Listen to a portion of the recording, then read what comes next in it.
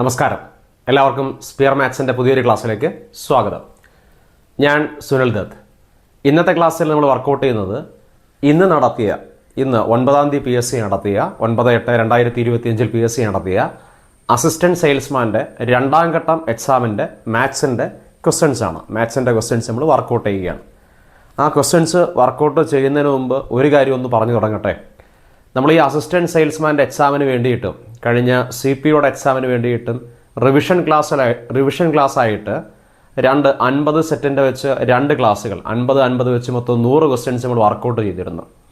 നിങ്ങൾ ഈ 100 ക്വസ്റ്റ്യൻസ് കണ്ടിട്ടാണ് നിങ്ങളുടെ എക്സാമിന് പോയതെങ്കിൽ അതോടൊപ്പം തന്നെ ലാസ്റ്റ് നടന്ന ASMൻ്റെ എക്സാമിൻ്റെ റിവിഷനും എക്സാം കഴിഞ്ഞിട്ട് ആ ക്വസ്റ്റ്യൻ്റെ റിവിഷൻ അതും കണ്ടിട്ടായി പോയെങ്കിൽ നിങ്ങൾക്ക് നിങ്ങളുടെ മാത്സിൻ്റെ 10 മാർക്കും മേടിക്കാൻ പറ്റുമെന്നുള്ളത് ഉറപ്പാണ്. കാരണം എല്ലാ ചോദ്യങ്ങളും ഒരു 9 മുതൽ 10 വരെ എല്ലാ ചോദ്യങ്ങളും നമ്മുടെ റിവിഷൻ ക്ലാസ്സിലും നമ്മുടെ എക്സാം റിവിഷനകത്ത് നമ്മൾ പറഞ്ഞ മേഖലയിൽ നിന്നും മാത്രമാണ് ചോദിച്ചത്.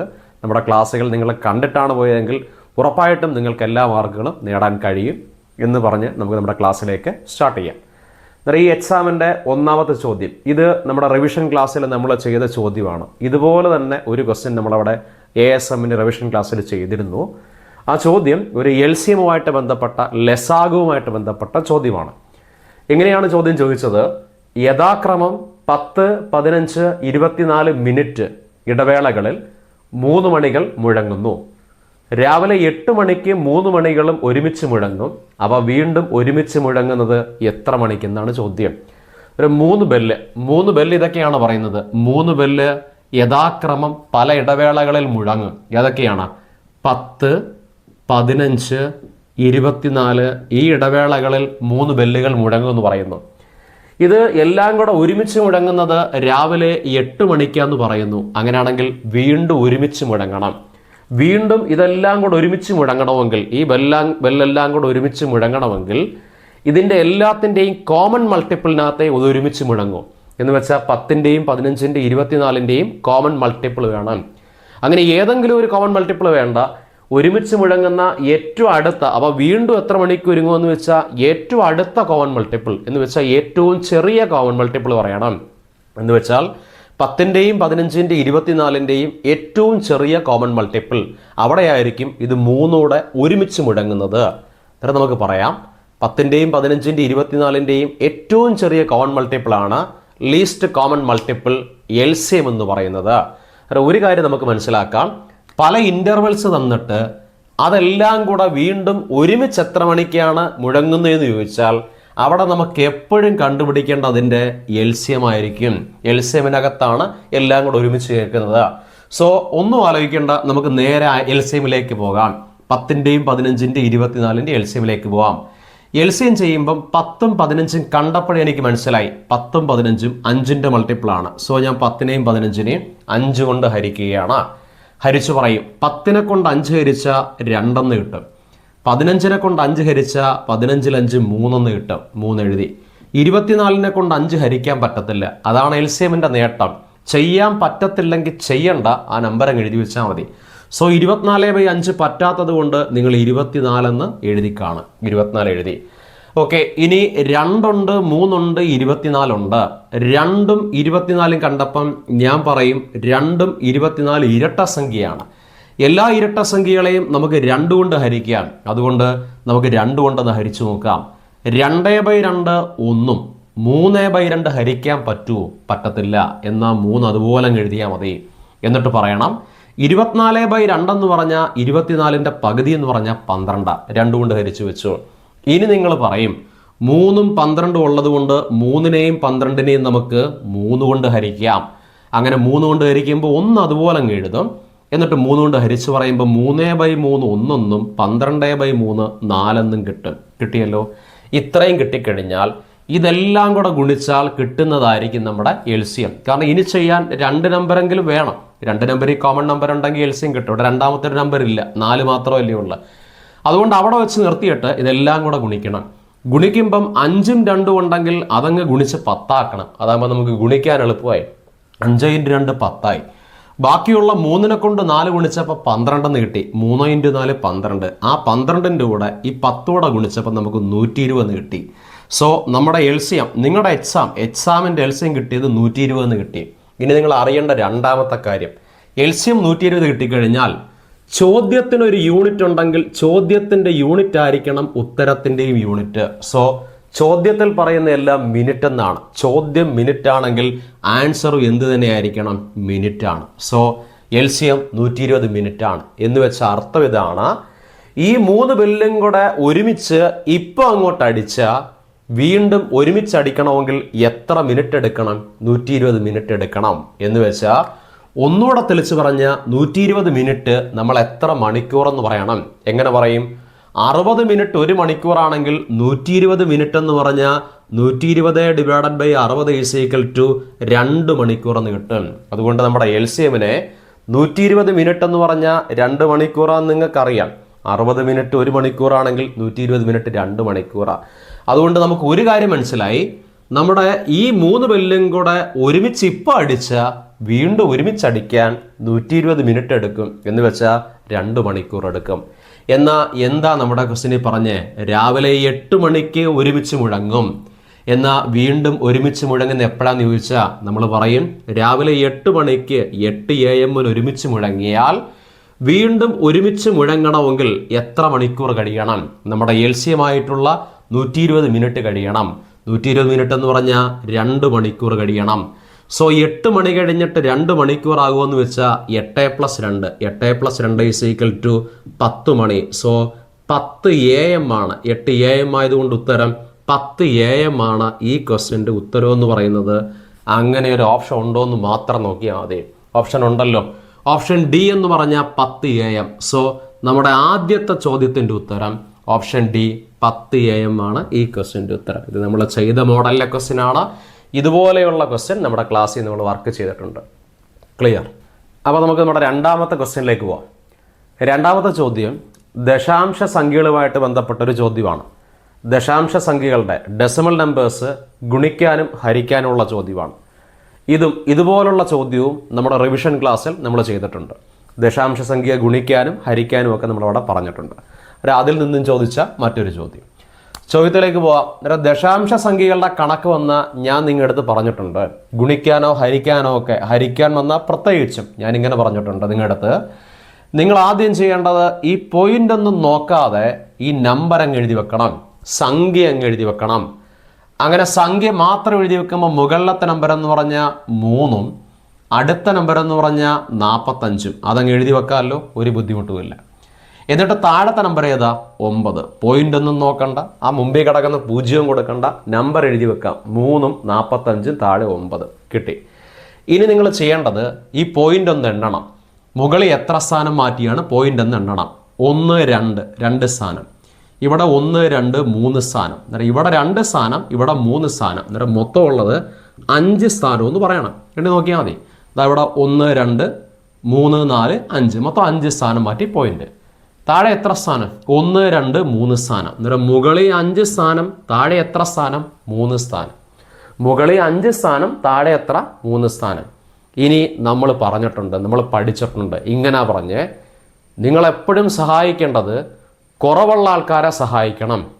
നിങ്ങളെപ്പോഴും സഹായിക്കേണ്ടത് കുറവുള്ള ആൾക്കാരെ സഹായിക്കണം. ആർക്കാണോ കുറവുള്ള അവരെ സഹായിക്കണം. അങ്ങനെ നോക്കുമ്പോൾ മുകളിൽ 5 സ്ഥാനമുണ്ട്, താഴെ 3 സ്ഥാനമേ ഉള്ളൂ. ഇത്ര കുറവുള്ളത് താഴെയാന്ന് മനസ്സിലായി. അതുകൊണ്ട് താഴെയാണ് നിങ്ങൾ സഹായിക്കേണ്ടത്. താഴെ എന്ന് പറഞ്ഞാൽ ഇവിടെയാണ് നിങ്ങൾ സഹായിക്കേണ്ടത്. താഴെ സഹായിക്കണം. എത്ര സ്ഥാനത്തിൻ്റെ കുറവുണ്ടോ അത്രയും 0 കൊടുത്ത് സഹായിക്കണം. മുകളിൽ 5 സ്ഥാനം, താഴെ 3 സ്ഥാനം. എത്ര സ്ഥാനത്തിൻ്റെ കുറവുണ്ട്? 2 സ്ഥാനത്തിൻ്റെ കുറവുണ്ട്. മുകളിൽ 5ഉം താഴെ 3ഉം ആകുമ്പം 2 എണ്ണത്തിൻ്റെ കുറവുണ്ട്. അതുകൊണ്ട് താഴെ നമുക്കൊരു 2 0 കൊടുക്കണം. 2 0 എന്ന് പറഞ്ഞാൽ 100 കൊടുത്ത് സഹായിക്കണം. ഇങ്ങനെ പറയണം. മുകളിൽ 5 സ്ഥാനം, താഴെ 3 സ്ഥാനം. എവിടെയാണ് കുറവ്? കുറവുള്ള ആളെ സഹായിക്കുക. കുറവുള്ള ആള് താഴെയാണ്. താഴെ 3 സ്ഥാനമേ ഉള്ളു, മുകളിൽ 5 ഉണ്ട്. അതുകൊണ്ട് താഴെ 2 സ്ഥാനത്തിൻ്റെ കുറവാകുമ്പം താഴെ ഒരു 100 കൊടുക്കണം. താഴെ 100 കൊടുത്തിട്ട് ഇനി പറയണം ഇവിടെ 9ഉം 3ഉം, എന്നിട്ട് ഇങ്ങനെ വെട്ടിക്രിയ ചെയ്യുമ്പോൾ 3 3 ഒരു തവണ, 9 3 3 തവണ.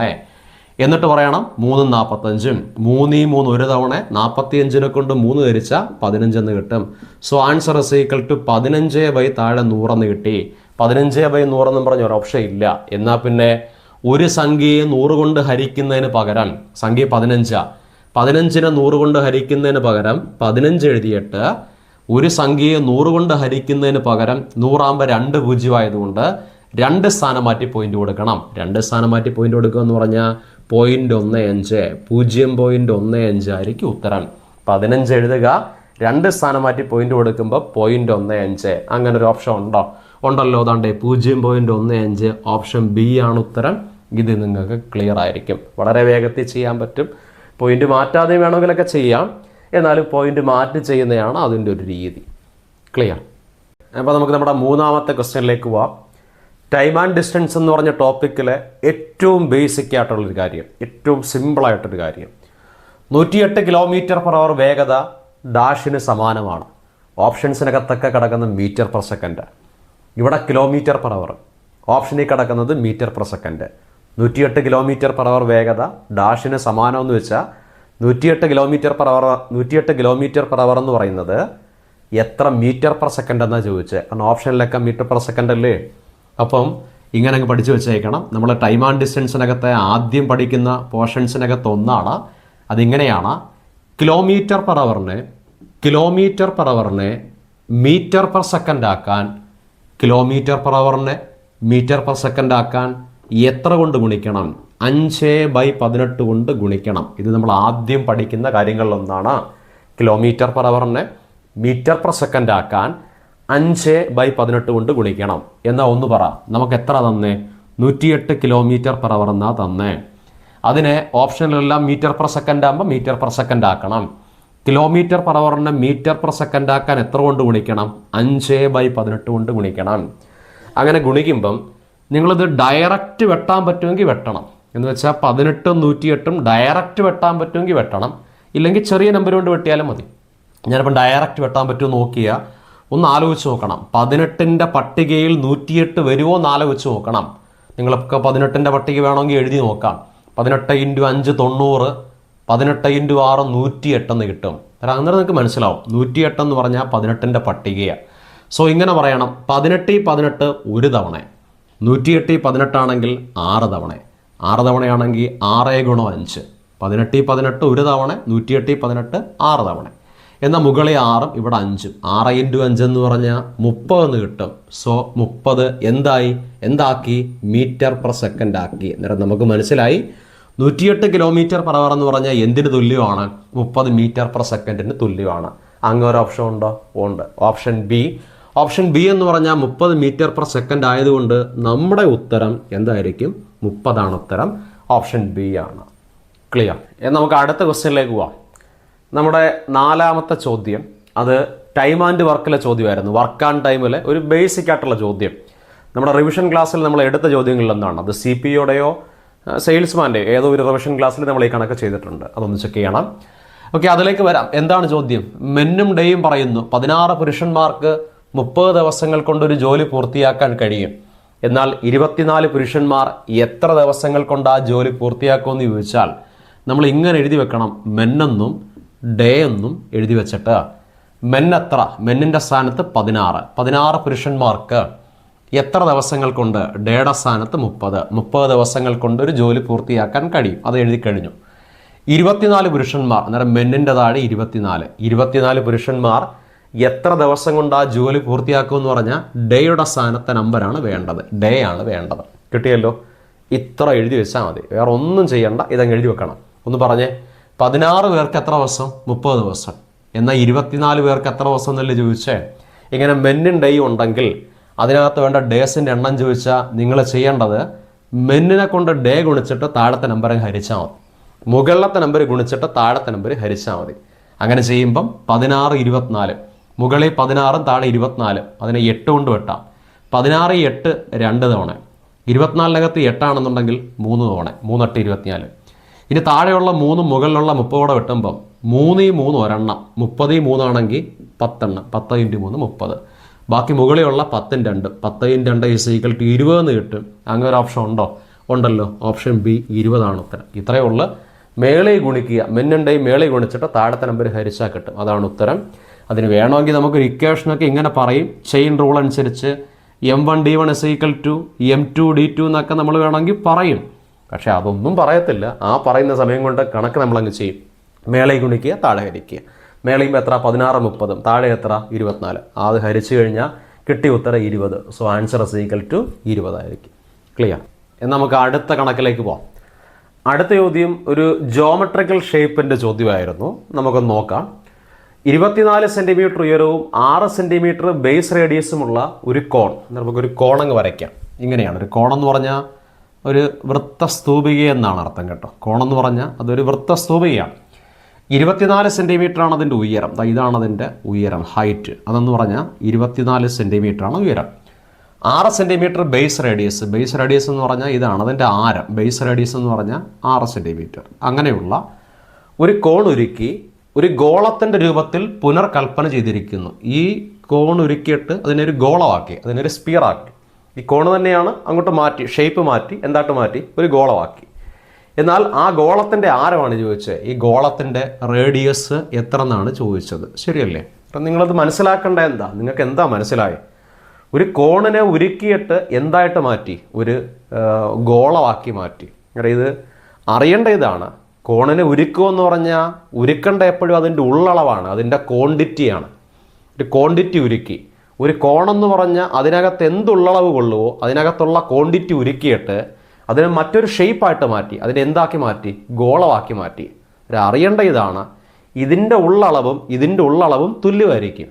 ഇതിനെ മാറ്റി മറ്റൊരു ഷേപ്പിലോട്ട് മാറ്റുമ്പം അതിനകത്തുള്ള ഉള്ളളവെന്ന് പറഞ്ഞാൽ വ്യാപ്തം, അതിൻ്റെ വ്യാപ്തം രണ്ടും തുല്യമായിരിക്കും. അന്നേരം ഇങ്ങനെ പറയണം, രണ്ടിൻ്റെയും വ്യാപ്തം തുല്യം എന്ന് പറഞ്ഞാൽ കോണിൻ്റെ വോളിയം കാണുന്ന വ്യാപ്തം കാണുന്ന ഇക്വേഷൻ എന്ന് പറഞ്ഞാൽ 1/3 πr²h. അതോടൊപ്പം പറയണം ഗോളത്തിൻ്റെ വ്യാപ്തം കാണുന്ന ഇക്വേഷൻ എന്ന് പറഞ്ഞാൽ 4/3 πr³. ശരിയല്ലേ? നമുക്ക് ചെയ്തേക്കുന്ന ഇതാ, ഈ കോണിൻ്റെ വോളിയം എന്ന് പറഞ്ഞാൽ, കോണിൻ്റെ ഉള്ളളവ് എന്ന് പറഞ്ഞാൽ 1/3 πr²h. ഇത് ഇതുപോലെ തന്നെ ഒന്നും കളയാതെ അത് ഉരുക്കി എന്താക്കി മാറ്റി? ഒരു ഗോളമാക്കി മാറ്റി. എൻ്റെ ഷേപ്പ് മാറി, പുറമേയുള്ള ഷേപ്പ് മാറി, പക്ഷേ അതിൻ്റെ വ്യാപ്തം മാറത്തില്ല. രണ്ടും തുല്യമായിട്ട് മാറും. കാരണം ഇത് ഉരുക്കിയല്ലേ ഇങ്ങോട്ട് മാറ്റുന്നത്. നമ്മളിപ്പോൾ സ്വർണ്ണം ഉരുക്കിയിട്ട് ഒരു വള ഉരുക്കിയിട്ട് ഒരു മാലയാക്കി മാറ്റത്തില്ലേ? അതിനകത്തുള്ള അളവ് മാറത്തില്ലല്ലോ, ആ ഗ്രാം മാറത്തില്ലല്ലോ, ക്വാണ്ടിറ്റി മാറത്തില്ലല്ലോ, ഷേപ്പ് മാറും. വള മാറിയിട്ട് ചിലപ്പോൾ അത് മാലയായിട്ട് മാറും, കൊലുസായിട്ട് മാറും, ചെയിനായിട്ട് മാറും, അങ്ങനെ പലതായിട്ട് മാറും. പക്ഷേ ഷേപ്പ് മാറിക്കഴിഞ്ഞാലും അതിനകത്തുള്ള അളവ് അത് തന്നെയല്ലേ? ഇതിൻ്റെ വ്യാപ്തം തന്നെയാണ് ഇതിൻ്റെയും വ്യാപ്തം. സോ നമുക്ക് പറയാൻ പറ്റും രണ്ടിൻ്റെയും വോളിയം തുല്യമാണ്. രണ്ടിൻ്റെയും വോളിയം തുല്യം എന്ന് പറഞ്ഞാൽ ഇങ്ങനെ പറയണം, കോണിൻ്റെ വോളിയം കാണുന്ന ഇക്വേഷൻ 1/3 πr²h = എന്തിൻ്റെ വോളിയത്തിന്? ഗോളത്തിൻ്റെ വോളിയം കാണുന്ന ഇക്വേഷൻ എന്താ? 4/3 πr³ തുല്യം എന്ന് നമുക്ക് പറയാം. ക്ലിയർ ആയേ? ഇത് രണ്ടും തുല്യം എന്ന് പറഞ്ഞു. ഇനി നമുക്ക് അറിയാവുന്ന വാല്യൂസ് ഒക്കെ കൊടുക്കുന്നതിന് മുമ്പ് നമുക്ക് ദാണ്ട ഈ പൈ ഇവിടെ വെട്ടിക്കളയാം. പിന്നെ ഇവിടെ ഒരു /3, ഇവിടെ ഒരു /3. എന്നിട്ട് ആ /3 വെട്ടിക്കളയാം. എന്തൊക്കെയാണ് വെട്ടിപ്പോയ? ഈ പയ്യും വെട്ടിപ്പോയി, ഈ /3 വെട്ടിപ്പോയി. അങ്ങനെ വെട്ടിപ്പോയി കഴിഞ്ഞാൽ ബാക്കിയുള്ള ഇങ്ങ് എഴുതാം. ബാക്കി ഇവിടെ ഉള്ള എന്താ? r² കൊണ്ട് അപ്പുറമുള്ളതെന്ന് പറഞ്ഞാൽ ഒരു 4r³ ഉണ്ട് അല്ലേ? ഇനി ഇതിൻ്റെ വില കൊടുക്കാം. ഈ r²ൻ്റെ h-ൻ്റെ വില കൊടുക്കാം. r²ൻ്റെ വെച്ചെന്ന് പറഞ്ഞാൽ ഈ r² വെച്ചും ഒക്കെ കോണിൻ്റെ റേഡിയസും കോണിൻ്റെ ഹൈറ്റും അല്ലേ? പറഞ്ഞോ, കോണിൻ്റെ റേഡിയസ് എത്ര ആയിരുന്നു? 6 ആണ്. r² എന്ന് പറഞ്ഞാൽ 6 × 6. r² എന്ന് പറഞ്ഞാൽ റേഡിയസ് 6 ആണെങ്കിൽ 6 × 6 × h എന്ന് പറഞ്ഞാൽ അതിൻ്റെ ഹൈറ്റ് എത്ര? 24 അപ്പുറം എത്ര? 4r³ എന്ന് പറഞ്ഞാൽ അത് ഗോളത്തിൻ്റെ 4r³ എന്ന് എഴുതാം. ഒരു സ്റ്റെപ്പ് കൂടെ ഇതിങ്ങനെ അങ്ങ് നിൽക്കട്ടെ, ഒരു സ്റ്റെപ്പ് കൂടെ ചെയ്യാം. നമുക്ക് ഈ ഗോളത്തിൻ്റെ ആരം എന്ന് പറഞ്ഞാൽ ഇതാണ് കണ്ടുപിടിക്കേണ്ടത്. റേഡിയസ് കാണണമെങ്കിൽ റേഡിയസിൻ്റെ r³ ഇവിടെ നിൽക്കട്ടെ. r³ കൂടെ നിൽക്കുന്ന × 4 ഇപ്പുറം ചെല്ലുമ്പം /4 ആവും. അങ്ങനെയാണെങ്കിൽ 6 × 24 ഇവിടെ ഉണ്ട്. ആ × 4 ഇപ്പുറത്തോട്ട് വരുമ്പം /4 ആയിട്ട് മാറി. × 4 ഇപ്പുറത്തോട്ട് വരുമ്പം /4 ആയിട്ട് മാറി. സോ 4 × 4 ഒരു തവണ, 24 × 4 ആണെങ്കിൽ 6 തവണ. എന്നിട്ട് നമുക്ക് ഇങ്ങനെ കിട്ടി, ബാലൻസ് ഇങ്ങനെ കിട്ടി. അപ്പുറമുള്ള r³ ഇവിടെ എങ്ങനെ 6 × 6 × 6 എന്ന് പറഞ്ഞു കഴിഞ്ഞാൽ ഇപ്പം തന്നെ മനസ്സിലായി. ഇത് r³ എന്ന് പറഞ്ഞാൽ ഇവിടെ 3 തവണ 6 വരുമ്പോഴത്തേക്ക് റേഡിയസ് എന്ന് പറഞ്ഞാൽ 6 ആയിരിക്കും എന്നറിയാം. 6 തന്നെയാണ്. വേണമെങ്കിൽ അങ്ങ് എഴുതാം. 6 × 6 36, 36 × 6 എന്ന് പറഞ്ഞാൽ 216. R³ 216 ആണെങ്കിൽ എന്ന് പറഞ്ഞാൽ എന്താ, ക്യൂബ് റൂട്ട് ഓഫ് 216 എന്ന് പറഞ്ഞാൽ എത്ര ആയിരിക്കും, 6 സെൻറ്റിമീറ്റർ ആയിരിക്കും ഉത്തരം. ശരിയല്ലേ? അങ്ങനെയൊന്നും എഴുതണ്ട. R³ എന്ന് പറഞ്ഞാൽ 6 3 തവണ ഗുണിക്കണം. അതാണ്ട് ഇവിടെ 6 3 തവണ ഗുണിച്ചു. അന്നേരം 6ൻ്റെ വില എന്ന് പറഞ്ഞാൽ 6 ആയിരിക്കും എന്ന് ഉറപ്പിക്കുക. ശരിയല്ലേ? ഒരു ഓപ്ഷൻസിനകത്ത് 6 സെൻറ്റിമീറ്റർ എന്ന് പറഞ്ഞൊരു ഓപ്ഷൻ ഉണ്ട്. അതുകൊണ്ട് നമ്മുടെ ഉത്തരം എന്ന് പറയുന്നത് 6 സെൻറ്റിമീറ്റർ ആയിരിക്കും. റേഡിയസ് ഇസ് ഈക്വൽ ടു, ഗോളത്തിൻ്റെ ആരം ഇസ് ഈക്വൽ ടു എത്ര സെൻറ്റിമീറ്റർ ആണ്, 6 സെൻറ്റിമീറ്റർ ആയിരിക്കും ഈ കണക്കിൻ്റെ ഉത്തരം. ഞാൻ ഓപ്ഷൻ എഴുതാൻ വിട്ടുപോയതാണ്. ഉത്തരം 6 സെൻറ്റിമീറ്റർ ആണ്. ക്ലിയർ? അപ്പോൾ നമ്മുടെ 6ാമത്തെ ചോദ്യം അതൊരു ഒറ്റയാനെ കണ്ടെത്താനാണ്. ഒരു ഒറ്റയാനെ കണ്ടെത്തുന്ന ഒരു ചോദ്യം എപ്പോഴും ചോദിക്കുക നമ്മൾ പറഞ്ഞതാണ്. ഈ ചോദ്യം ഒറ്റയാനെ കണ്ടെത്തണം. ഈ 4 എണ്ണത്തിനകത്ത് ഒറ്റയാന എന്ന് ചോദിച്ചാൽ പെട്ടെന്ന് വേണമെങ്കിൽ ഉത്തരം പറയാൻ പറ്റും. ഇത് ഒറ്റസംഖ്യ ഇരട്ടസംഖ്യ ഒന്നുമല്ല, കാരണം എല്ലാം ഇരട്ടസംഖ്യയല്ലേ. അന്നേരം അതൊന്നുമല്ല റൂള്. പെട്ടെന്നൊരു റീസൺ കിട്ടും. അത് വേണമെങ്കിൽ ഇങ്ങനെ പറയാം. ഈ 36 എന്ന് പറഞ്ഞാൽ അതൊരു സ്ക്വയറാണ്. 6ൻ്റെ സ്ക്വയർ 36 അല്ലേ? 36 എന്ന് പറഞ്ഞാൽ അതൊരു പൂർണ്ണവർഗ സംഖ്യയാണ്. അത് 6ൻ്റെ സ്ക്വയറാണ്. അതൊരു പൂർണ്ണവർഗമാണ്. ബാക്കി ഒന്നും ഒരു പൂർണ്ണവർഗം അല്ലല്ലോ. അതുകൊണ്ട് ഇതിനകത്ത് ഒറ്റയാനായിട്ട് നമുക്ക് 36 പറയാം. പെട്ടെന്ന് കിട്ടുന്ന കാര്യമോ, അങ്ങനെ ചെയ്യാം. 6ൻ്റെ സ്ക്വയർ 36, മറ്റൊന്നും സ്ക്വയർ അല്ലാത്തത് കൊണ്ട് ആൻസർ 36 ആയിരിക്കും. ആൻസർ ഓപ്ഷൻ സി 36 തന്നെയാണ്. അങ്ങനെ പറയാം. ഇനി അങ്ങനെ അല്ലെങ്കിൽ മറ്റൊരു തരത്തിൽ ഈ ഉത്തരം പറയാം. അതെങ്ങനെയാണ്? ഈ എഴുതിയിരിക്കുന്ന ഈ 3 നമ്പരും ഉണ്ടല്ലോ, അത് 24ൻ്റെ ഗുണിതങ്ങളാണ്. ഫസ്റ്റ് നമ്പർ 24 എന്ന് പറഞ്ഞാൽ 24 ഇൻറ്റു 1 എന്ന് പറഞ്ഞാൽ 24 അല്ലേ? അടുത്ത 72 എന്ന് പറഞ്ഞാൽ നിങ്ങളത് ഗുണിച്ച് നോക്കിയാൽ മതി. 24നെ കൊണ്ട് 3 ഗുണിച്ചാൽ 72 കിട്ടും. കാരണം അത് 24ൻ്റെ ഗുണിതമല്ലേ. ഈ 128 എന്ന് പറഞ്ഞാലേ അത് 24നെ കൊണ്ട് 7 ഗുണിച്ച് നോക്കണം. ഒന്ന് ഗുണിച്ച് നോക്കി. 7 ഇൻറ്റു 4 28 ആകുമ്പോൾ 8, ബാലൻസ് 2. 2 ഇൻറ്റു 7 14 2 16, 168 അല്ലേ? അന്നേരം ഇത് 24ൻ്റെ 7ാമത്തെ ഗുണിതമാണ്. സോ ഇത് 24ൻ്റെ ഗുണിതമാണ്, ഇത് 24ൻ്റെ ഗുണിതമാണ്, ഇത് 24ൻ്റെ ഗുണിതമാണ്. ഇത് 24ൻ്റെ ഗുണിതം അല്ല. 24 രണ്ടാമത്തെ ഗുണിതം 48. സോ ഇങ്ങനെയും വേണമെങ്കിൽ പറയാം. ഇത് 3 എണ്ണം 24ൻ്റെ ഗുണിതമാണ്. ഈ നമ്പർ 24ൻ്റെ ഗുണിതമല്ല. സോ നമ്മുടെ ഉത്തരം എന്ന് പറഞ്ഞാൽ ഇതായിരിക്കും, 36 ആയിരിക്കും. അങ്ങനെ പറയാം. അല്ലെങ്കിൽ ഇങ്ങനെ പറഞ്ഞാൽ മതി. അതൊരു പെർഫെക്റ്റ് സ്ക്വയർ ആണ്, മറ്റൊന്നും പെർഫെക്റ്റ് സ്ക്വയർ അല്ലെന്ന് പറഞ്ഞാലും എന്ത് തന്നെയാലും ഈ ക്വസ്റ്റ്യൻ്റെ ഉത്തരം എന്ന് പറഞ്ഞാൽ ഓപ്ഷൻ സി എന്ന് പറഞ്ഞാൽ 36 ആണ്. ഓക്കെ, ക്ലിയർ ആണ്. ഇനി നിങ്ങൾക്ക് വേണമെങ്കിൽ ഇങ്ങനെയൊക്കെ ചലഞ്ച് ചെയ്യാൻ പറ്റുമോ എന്ന് ചോദിച്ചാൽ നല്ലൊരു മാർഗമൊന്നും അല്ല. എന്നാലും വേണമെങ്കിൽ ഇങ്ങനെയൊക്കെ വേണമെങ്കിൽ ചോദിക്കാം. ഈ ബാക്കി എല്ലാ സംഖ്യകളും, ഈ 3 സംഖ്യകളും 2 അക്ക സംഖ്യയാണ്, ഇതൊരു 3 അക്ക സംഖ്യയല്ലേ എന്ന് വേണമെങ്കിൽ ചോദിക്കാം. അങ്ങനെയൊക്കെ വേണമെങ്കിൽ നിങ്ങൾക്ക് ചലഞ്ച് ചെയ്യാം. 168 എന്ന് പറഞ്ഞാൽ വേണമെങ്കിൽ ഒരു 3 അക്ക സംഖ്യയാണ്, ബാക്കിയെല്ലാം ഒരു 2 ഡിജിറ്റ് നമ്പർ അല്ലേ, 2 അക്ക സംഖ്യയല്ലേ, അങ്ങനെ വേണമെങ്കിൽ പറയാം. പക്ഷേ അത് നമ്പറിൻ്റെ ഒരു അടിസ്ഥാനത്തിനകത്തൊരു നല്ല രീതിയല്ല. അങ്ങനെ പറഞ്ഞു നോക്കാവുന്നേ ഉള്ളൂ. പക്ഷേ കുറെ കൂടെ ബെറ്റർ ആയിട്ട് PSC തരാൻ സാധ്യത കൂടുതലുള്ള ഉത്തരം എന്ന് പറയുന്നത് ഇത് തന്നെയായിരിക്കും. 2 കാര്യങ്ങൾ കൊണ്ട് ഇത് ഉത്തരവായിട്ട് മാറുകയും ചെയ്തു. സ്ക്വയർ ആണ്, 2 മറ്റെല്ലാം 24ൻ്റെ മൾട്ടിപ്പിൾ ആണ്, ഇത് മൾട്ടിപ്പിൾ അല്ല എന്ന് പറയുന്നത് കൊണ്ട് ഏറ്റവും നല്ല ഉത്തരം, ഏറ്റവും ബെസ്റ്റ് ആൻസർ എന്ന് പറയുന്നത് ഓപ്ഷൻ സി ആണ്, 36 ആണ്. ക്ലിയർ? എന്നാൽ നമുക്ക് അടുത്ത കണക്കിലേക്ക് പോകാം. നമ്മുടെ 7ാമത്തെ ചോദ്യത്തിലേക്ക് പോകാം. ഈ ചോദ്യം ഞാൻ പറയുവാണെങ്കിൽ നിങ്ങൾക്ക് PSC എന്ന 2ാമത്തെ സെയിൽസ്മാൻ്റെ എക്സാം എഴുതിയ ആൾക്കാർക്ക് PSC എന്നൊരു ഗിഫ്റ്റാണ് ഈ ചോദ്യം. കാരണം ഇതേ ചോദ്യം തന്നെ ആദ്യത്തെ സെയിൽസ്മാൻ്റെ എക്സാമിന് ചോദിച്ചു. കഴിഞ്ഞ ശനിയാഴ്ച നടന്ന എക്സാമിനകത്ത് ഈ ചോദ്യം തന്നെ ചോദിച്ചു.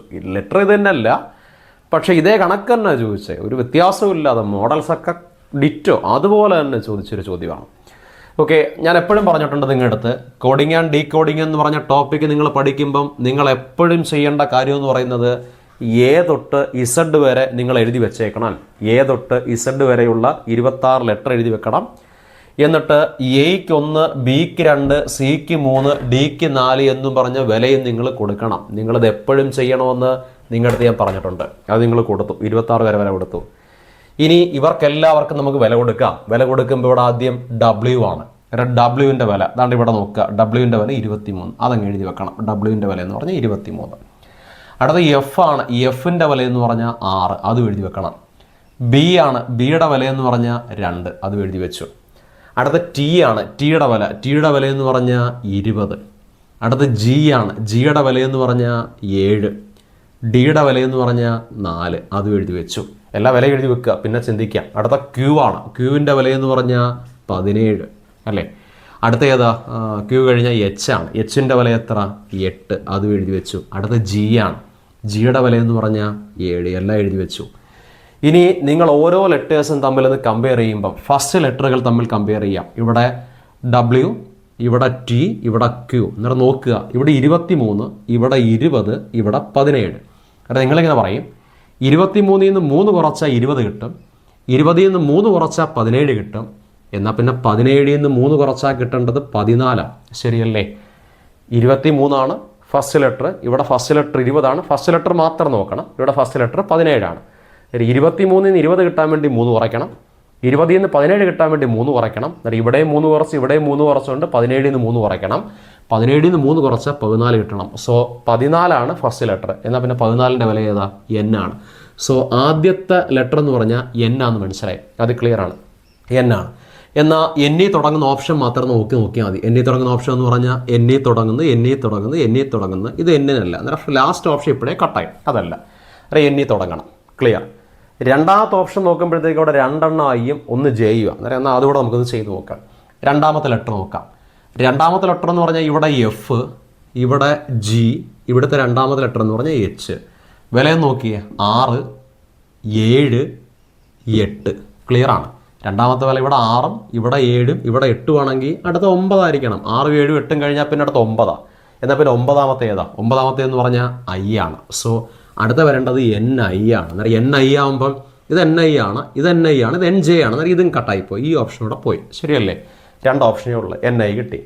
ഇനി മൂന്നാമത്തെ ഓപ്ഷനിലേക്ക് പോകാം. അതാണ് നമ്മുടെ ഉത്തരം നിർണ്ണയിക്കുന്നത് ഫാക്ടർ.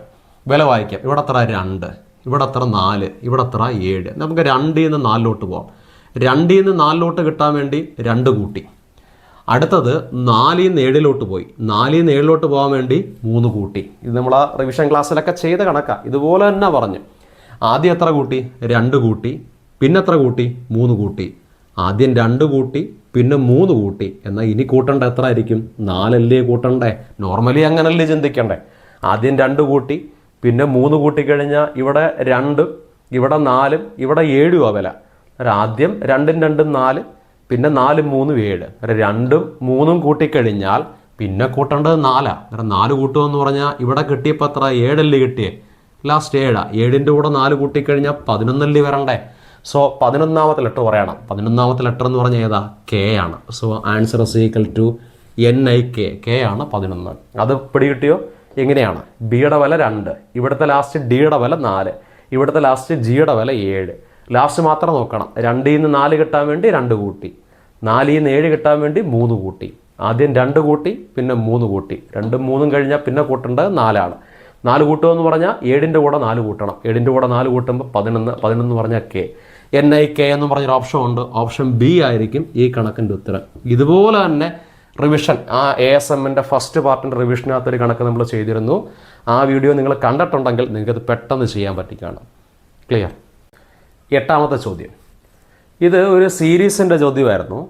സീരീസിൻ്റെ ചോദ്യം ഇന്നലെ നമ്മൾ അപ്ലോഡ് ചെയ്തൊരു വീഡിയോ, അതായത് കഴിഞ്ഞ തവണത്തെ 2021 നടന്ന അസിസ്റ്റൻറ്റ് സെയിൽസ്മാൻ്റെ എക്സാമിൻ്റെ ഒരു പ്രീവിയസ് ക്വസ്റ്റ്യൻ്റെ റിവിഷൻ്റെ വീഡിയോ ഇന്നലെ രാത്രി 7 മണിക്ക് അപ്ലോഡ് ചെയ്തിരുന്നു. അതിനകത്ത് പറഞ്ഞ അതേ സീരീസ് ആണത്. ആ ക്ലാസ്സിൽ ഞാൻ പറഞ്ഞ അതേ സീരീസ് വീണ്ടും ചോദിക്കുകയാണ്. ഓക്കെ, അന്നേരം സീരീസ് എങ്ങനെയാണ്? 06, 24, 60 അടുത്ത നമ്പർ ചോദിച്ചു. ഇവിടെ നമുക്ക് വേണ്ടത് നമ്പേഴ്സിൻ്റെ ക്യൂബ്സ് പഠിക്കണം.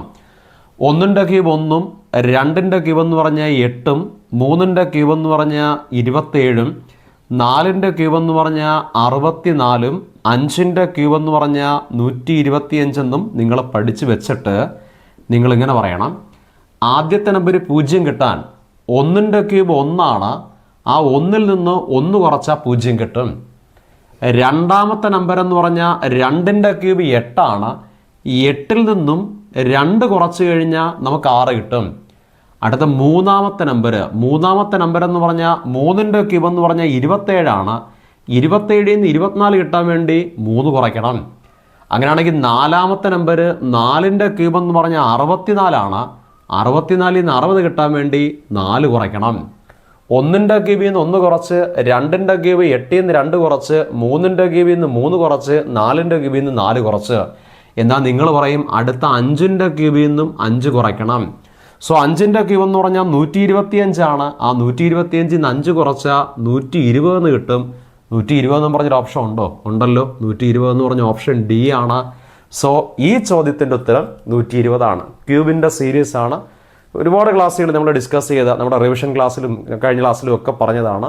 അതൊക്കെ പെട്ടെന്ന് നമുക്ക് ചെയ്യാൻ പറ്റുന്ന ചോദ്യങ്ങളിലൊന്നാണ്. ഓക്കെ, 9ാമത്തെ ചോദ്യം. നമ്മൾ നേരത്തെ കോഡിങ്, നിങ്ങൾ എന്തായാലും കോഡിങ്ങിനകത്ത് A തൊട്ട് Z വരെ 1 തൊട്ട് 26 വരെ എഴുതി വെച്ചിട്ടുണ്ട്. അതാണ് നിങ്ങൾ എപ്പോഴും ഇങ്ങനെ എഴുതി വെക്കാം. കോഡിങ് ഉണ്ടെങ്കിൽ നിങ്ങളും ഒരിക്കലും മനസ്സിലിട്ട് ചെയ്യരുത്, ഇതങ്ങ് എഴുതി വെക്കണം. എഴുതി വെച്ചല്ലോ, എഴുതി വെച്ചാൽ ഈ കണക്ക് നിങ്ങൾക്ക് പെട്ടെന്ന് കിട്ടും.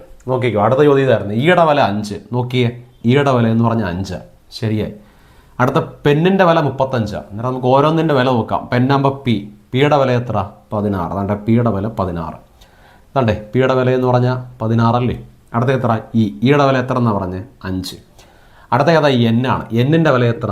14. എന്നിൻ്റെ വില 14. സോ 35 കിട്ടാൻ വേണ്ടി 16ൻ്റെ കൂടെ 14 കൂട്ടുമ്പോൾ 30 കിട്ടും. 30ൻ്റെ കൂടെ 5 കൂട്ടിക്കഴിഞ്ഞാൽ 35 കിട്ടും. എളുപ്പമായി, ഇത്രയേ ഉള്ളൂ. വില എഴുതിയും കൂട്ടിയാൽ മതി. ഈ 5 തന്നെ വന്നു. ഇവിടെ P 16, N 14, ഈ 5 കൂടെ കൂട്ടിക്കഴിഞ്ഞാൽ 16, 14, 35, 35. അതായത് കൂട്ടിയും വെച്ചാൽ മതി. എന്നാൽ പിന്നെ പിയുടെയും എയുടെയും ജിയുടെയും ഇയുടെയും വില എന്ന് പറ. അന്നേരം ആദ്യം പറയേണ്ട പിയുടെ വില. പിയുടെ വില എത്ര എന്ന് എഴുതിയേ? 16. പിയുടെ വില 16. So 16 plus. അടുത്ത എത്ര? എയുടെ വില എത്ര? 1. എ ഒന്നാമത്തെ ആളാണ്. 1 പ്ലസ്. അടുത്ത ഏതാ? ജിയുടെ വില. ജിയുടെ വില താണ്ട് ഇങ്ങനെ നോക്കി എഴുതുക. ജിയുടെ വില എത്ര? 7. 7 പ്ലസ്. അടുത്ത ഏതാ? ആണ്. ഈയുടെ വില എത്ര? 5. ഇനി എല്ലായിടവും കൂട്ടി പറഞ്ഞാൽ പോരെ? കൂട്ടി പറ. 5ൻ്റെ കൂടെ 7 കൂട്ടിയപ്പോൾ എത്ര കിട്ടി? 12 കിട്ടി. 12ൻ്റെ കൂടെ 1 കൂട്ടിയപ്പം 13 കൂട്ടി. 13ൻ്റെ കൂടെ 16 കൂടെ കൂട്ടിക്കഴിഞ്ഞാൽ 16 പ്ലസ് 13 29 എന്ന് കിട്ടും. 29 എന്ന് പറഞ്ഞൊരു ഓപ്ഷൻ ഉണ്ടോ? ഉണ്ട്. ഓപ്ഷൻ ഡി എന്ന് പറഞ്ഞാൽ 29 പെട്ടെന്ന് സ്കോർ ചെയ്യാൻ പറ്റുന്ന കോഡിങ്ങിൻ്റെ ഡയറക്റ്റ് വേയിക്കാത്ത ഒരു ക്വസ്റ്റ്യനാണ്. ഇതും നമ്മുടെ റിവിഷൻ ക്ലാസ്സിനകത്ത് നമ്മൾ വർക്കൗട്ട് ചെയ്ത ക്വസ്റ്റ്യനാണ്. ക്ലിയർ? എന്നാൽ നമുക്ക് അടുത്ത ക്വസ്റ്റ്യനിലേക്ക് പോവാം. നമ്മുടെ അവസാനത്തെ ചോദ്യം 10ാമത്തെ ചോദ്യത്തിലേക്ക് പോവാം. ഓക്കെ, എന്താ ചോദ്യം? 6/9/2022 മുതൽ 8 മാസവും 7 ദിവസവും പൂർത്തിയാക്കുന്ന തീയതി. കലണ്ടറിലെ ചോദ്യം. ഇതും PSC നിങ്ങൾക്ക് തന്ന ഗിഫ്റ്റാണ്. കാരണം ഇതും ആദ്യത്തെ ASMൻ്റെ ക്വസ്റ്റ്യനകത്ത് കലണ്ടറിൽ നിന്ന് ചോദിച്ച ചോദ്യം. അതുപോലെ തന്നെ അത് ഇങ്ങനെ തന്നെയാണ്. ഒരു ദിവസം പറഞ്ഞ് ഈ ദിവസത്തിൽ തുടങ്ങി ഇത്ര മാസവും ഇത്ര ദിവസവും പൂർത്തിയാക്കുന്ന തീയതി. അതുപോലെ തന്നെ പിന്നെയും ചോദിച്ചു. അതും നമ്മുടെ കഴിഞ്ഞ റിവിഷൻ ക്ലാസ്സിൽ നമ്മൾ ചെയ്തായിരുന്നു. ഓക്കെ, അതിലേക്ക് വരാം. 6/9/2022 മുതൽ 8 മാസവും 7 ദിവസവും പൂർത്തിയാക്കുന്ന തീയതി. കാരണം 6/9/2022 തുടങ്ങിയിട്ട് 8 മാസം പൂർത്തിയാക്കണം അല്ലേ? ഡേറ്റ് തുടങ്ങേണ്ടത് 6/9 മാസം 22 മുതൽ തുടങ്ങണം. ഇവിടെ മുതൽ തുടങ്ങി 8 മാസം പൂർത്തിയാക്കണം. അന്നേരം 7 ദിവസം ഇവിടെ നിൽക്കട്ടെ. 8 മാസം പൂർത്തിയാക്കുമ്പോഴത്തേക്ക് ഇവിടെ 9ാം മാസം കഴിഞ്ഞ് 10ാം മാസം, 11ാം മാസം, 12ാം മാസം, അത് കഴിഞ്ഞാൽ പിന്നെ 1ാം മാസം, 2ാം മാസം, 3ാം മാസം, 4ാം മാസം, 5ാം മാസം. 8 മാസമായി. അന്നേരം എത്ര കിട്ടി? 5ാം മാസം കിട്ടി. ശരിയല്ലേ? അല്ലേ തന്നെ ഓപ്ഷൻസിനകത്ത് നോക്കുമ്പോഴേ നമുക്കത് കിട്ടും. കാരണം ഈ 2022 തുടങ്ങിക്കഴിഞ്ഞാൽ 2022 തുടങ്ങുന്നത്. അന്നേരം 8 മാസം കഴിയുമ്പോൾ എന്തായാലും 2022 കഴിയും. കാരണം ഈ ഫസ്റ്റ് ഓപ്ഷൻ 22, ഇത് 22, ഇതും കട്ട് ചെയ്യണം. കാരണം 2022 തുടങ്ങുന്നത്. പിന്നെ ഒരു 8 മാസം കഴിയുമ്പോൾ എന്തായാലും ഇവിടെ 9ാം മാസമായി. 8 മാസം കഴിയുമ്പോൾ എന്തായാലും 2023 ആവും. 2023 ഓപ്ഷൻ നോക്കിയാൽ മതി. നമ്മുടെ ഒരു നേട്ടത്തിന് 2023 2 ഓപ്ഷനകത്ത് മാസം 5ാം മാസമാണ്. അതുകൊണ്ട് നമുക്കത് ക്ലിയറായി. അന്നേരം കിട്ടേണ്ട ഈ മാസം എന്ന് പറയുന്നത് 5ാം മാസം എന്ന് മനസ്സിലാവും. 5ാം മാസമാണ്. വർഷം 8 മാസം കഴിയുമ്പോഴത്തേക്ക് എന്തായാലും 22 മാറി 23 ആവുമെന്ന് മനസ്സിലാവും. ശരിയല്ലേ?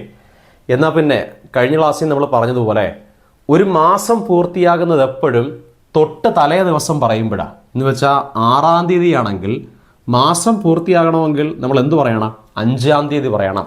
5ാം തീയതി ആകുമ്പോഴേ ഒരു മാസം പൂർത്തിയാകും. 6ാം തീയതി ആയിക്കഴിഞ്ഞാൽ ഇവിടെ 6 എഴുതി കഴിഞ്ഞാൽ അടുത്ത മാസം സ്റ്റാർട്ടാവും. അതിന് എക്സാമ്പിൾ ഇതാണ്. ജനുവരി 1 തുടങ്ങിക്കഴിഞ്ഞാൽ ഫെബ്രുവരി 1 ആകുമ്പം അത് അടുത്ത മാസം സ്റ്റാർട്ടായി. ജനുവരി 1 മുതൽ ഫെബ്രുവരി 1 വരുമ്പോഴത്തേക്ക് ഫെബ്രുവരി 1 ആകുമ്പോൾ ഫെബ്രുവരി മാസം സ്റ്റാർട്ടായി. ഒരു മാസം പൂർത്തിയാകുന്നത് ജനുവരി 1 മുതൽ ജനുവരി 31 വരെ. ജനുവരി 1 മുതൽ ഫെബ്രുവരി 1 വരെ അല്ല. ജനുവരി എന്ന് പറഞ്ഞ മാസം പൂർത്തിയാകുന്നത് ജനുവരി 1 മുതൽ ജനുവരി 31 വരെ.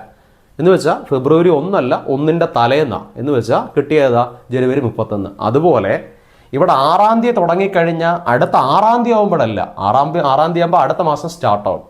അടുത്ത 5ാം തീയതി ആകുമ്പോഴായിരിക്കും ഒരു മാസം പൂർത്തിയാകുന്നത്. അങ്ങനെ ഇവിടെ പറഞ്ഞ് 8 മാസം പൂർത്തിയാക്കണമെങ്കിൽ 5-ാം മാസത്തിലെ 6-ാം തീയതി അല്ല 5-ാം തീയതിയാണ്. അതായത് ഈ 5-ാം തീയതി ആയപ്പോഴത്തേക്ക് എത്ര മാസം പൂർത്തിയായി? 8 മാസം പൂർത്തിയായി. ഇവിടെ വെച്ച് 8 മാസം പൂർത്തിയായി. ഇനി എന്തോടെ വേണം? 7 ദിവസം കൂടെ പൂർത്തിയാക്കണം. അത് നമുക്ക് പറഞ്ഞങ്ങ് വെച്ചാൽ മതി. 7 ദിവസം പൂർത്തിയാക്കുക എന്ന് പറഞ്ഞാൽ 5-ാം തീയതി കഴിഞ്ഞാൽ അടുത്ത ഏതാം തീയതി? 6-ാം തീയതി. 6-ാം തീയതി ആവുമ്പം 8 മാസവും എത്ര ദിവസമായി? 1 ദിവസം. 1 ദിവസം. 7 ദിവസമല്ലേ പൂർത്തിയാക്കണ്ടേ? 1 ദിവസം, 2 ദിവസം, 3 ദിവസം, 4 ദിവസം, 5 ദിവസം, 6 ദിവസം, 7 ദിവസം പൂർത്തിയാക്കുന്ന തീയതിയല്ലേ ചോദിച്ചേ? അന്നേരം 7 ദിവസം പൂർത്തിയാക്കുന്ന തീയതി ചോദിച്ചാൽ ഡേ കൂട്ടി പറ. 6 കഴിഞ്ഞാൽ പിന്നെ അടുത്ത ദിവസം 7-5, അടുത്ത ദിവസം എന്ന് പറഞ്ഞാൽ 8-5 അല്ലേ? അടുത്ത ദിവസം എന്ന് പറഞ്ഞാൽ 9-5, അടുത്ത ദിവസം എന്ന് പറഞ്ഞാൽ 10-5, അടുത്ത ദിവസം എന്ന് പറഞ്ഞാൽ 11-5, അടുത്ത ദിവസം എന്ന് പറഞ്ഞാൽ 7 ദിവസം പൂർത്തിയാക്കുന്ന ആ ദിവസം എന്ന് പറഞ്ഞാൽ 11 കഴിഞ്ഞാൽ പിന്നെ അടുത്ത ഏതാ? 12-5-23 ആയിരിക്കും. എത്ര? 8 മാസവും പൂർത്തിയാകും. എത്ര ദിവസവും പൂർത്തിയായി? 7 ദിവസവും പൂർത്തിയാകുന്ന തീയതി എന്ന് പറഞ്ഞാൽ 12-5-23 ആയിരിക്കും. അങ്ങനെ ഒരു ഓപ്ഷൻ ഉണ്ട്. 12-5-23 എന്ന് പറഞ്ഞാൽ ഓപ്ഷൻ സി ആണ്. അതുകൊണ്ട് ഈ ചോദ്യത്തിൻ്റെ ഉത്തരം എന്ന് പറയുന്നത് ഓപ്ഷൻ സി 12-5-23 ആണ്. ഇതിലേറ്റവും പ്രധാനപ്പെട്ട പോയിന്റ് ഇതാണ്. മാസങ്ങൾ പൂർത്തിയാകുന്നത് 9-ാം മാസത്തിൽ തുടങ്ങി 8 മാസം പൂർത്തിയാകുമ്പോൾ അടുത്ത മാസം 5-ാം മാസം. അത് ഓപ്ഷനിൽ തന്നെ കിട്ടി. 5-ാം മാസമേ ഉള്ളൂ. 2022 മാറി 2023 ആയി. പക്ഷെ പ്രധാനപ്പെട്ട കാര്യം ഇതാണ്. 6-ൽ തുടങ്ങി അടുത്ത 6 ആവുമ്പോഴല്ല, അടുത്ത 5 ആവുമ്പോഴാണ്, തലേന്നാണ് ഒരു മാസം പൂർത്തിയാകുന്നത്. ജനുവരി 1-ൽ തുടങ്ങിക്കഴിഞ്ഞാൽ ജനുവരി 31 ആവുമ്പോഴാണ്, അല്ല ഫെബ്രുവരി 1 ആവുമ്പോഴല്ല, തലേന്ന് പറയണം. ഫെബ്രുവരി 1-ന്റെ തലേന്ന് പറഞ്ഞാൽ ജനുവരി 31. അതുപോലെ 6-ൽ തുടങ്ങിക്കഴിഞ്ഞാൽ അടുത്ത 6-ന്റെ തലേന്ന് പറഞ്ഞാൽ 5 ആകുമ്പം 8 മാസം. പിന്നെ 8 മാസം കംപ്ലീറ്റ് ആയി. പിന്നെ 7 ദിവസം 1, 2, 3, 4, 5, 6 എന്ന് പറഞ്ഞ് എഴുതുക. ഇവിടെ 6, 7, 8, 9, 10, 11, 12. 12 ആകുമ്പോൾ 7-ാം ദിവസം. സോ 12-5-23 ആയിരിക്കും. 8 മാസവും 7 ദിവസവും. ഇത് നമ്മൾ ചെയ്ത ചോദ്യമാണ്. കഴിഞ്ഞ സെയിൽസ്മാൻ്റെ റിവിഷൻ ക്ലാസ്സിൽ നമ്മളിത് ചെയ്തതാണ്. ക്ലിയർ ആയല്ലോ? ഇന്ന് ഈ ചെയ്ത ക്വസ്റ്റ്യൻസ്, ASMൻ്റെ എക്സാമിൻ്റെ ക്വസ്റ്റ്യൻസ് ആദ്യത്തെ എക്സാമുമായിട്ട് കമ്പയർ ചെയ്ത് നോക്കിക്കഴിഞ്ഞാൽ ഒരിത്തിരിയും കൂടെ മാത്സ് എളുപ്പമാണെന്ന് നിങ്ങൾക്ക് മനസ്സിലാവും. കാരണം ആദ്യത്തെ എക്സാമിൻ്റെ പല ക്വസ്റ്റ്യൻസ് റിപ്പീറ്റ് ചെയ്യുകയും ചെയ്തു. പിന്നെ സ്ഥിരമായിട്ട് വരുന്ന ഒരുപാട് പാറ്റേണിലെ ക്വസ്റ്റ്യൻസ് ചോദിക്കുകയും ചെയ്തു. അതുകൊണ്ട് കമ്പാരിറ്റീവ്ലി ഫസ്റ്റ് എക്സാമുമായിട്ട് നോക്കിക്കഴിഞ്ഞാൽ രണ്ടാമത്തെ എക്സാം ഒരിത്തിരി കൂടെ മാത്സ് എളുപ്പമാണ് എന്ന് വേണം പറയാൻ. അതുകൊണ്ട് തന്നെ ഈ എക്സാമിനകത്ത് ഞാൻ പ്രഡിക്റ്റ് ചെയ്യുന്ന കട്ട് ഓഫ് മാർക്ക്, നിങ്ങൾക്ക് മാത്സിന് എത്ര മാർക്ക് വേണമെന്ന് ചോദിച്ചാൽ ഞാൻ നിങ്ങളുടെ അടുത്ത് പറയും, ഇതിൽ മാത്സിന് നിങ്ങൾക്ക് 9 മാർക്ക് വേണം. 9 മാർക്ക് നിങ്ങൾ മേടിച്ചേ പറ്റൂ. കാരണം നിങ്ങൾക്ക് 9 മാർക്ക് മേടിക്കാൻ പറ്റും. ഇപ്പോൾ ഒരുപാട് ക്വസ്റ്റ്യൻസ് നമ്മൾ തന്നെ ക്ലാസ്സിൽ പറഞ്ഞിട്ടുള്ള ക്വസ്റ്റ്യൻസാണ്. അതേ കണക്ക് തന്നെയാണ് പല ക്വസ്റ്റ്യൻസും ചോദിച്ചിട്ടുള്ളത്. അതുകൊണ്ട് 9 മാർക്കാണ് നിങ്ങൾക്ക് ഇതിൽ നിന്ന് മേടിക്കേണ്ടത്. ആ മാർക്ക് നിങ്ങൾക്ക് നേടാൻ പറ്റും. 8 മാർക്കായാലും കമ്പാരിറ്റീവ്ലി നല്ല മാർക്കാണ്.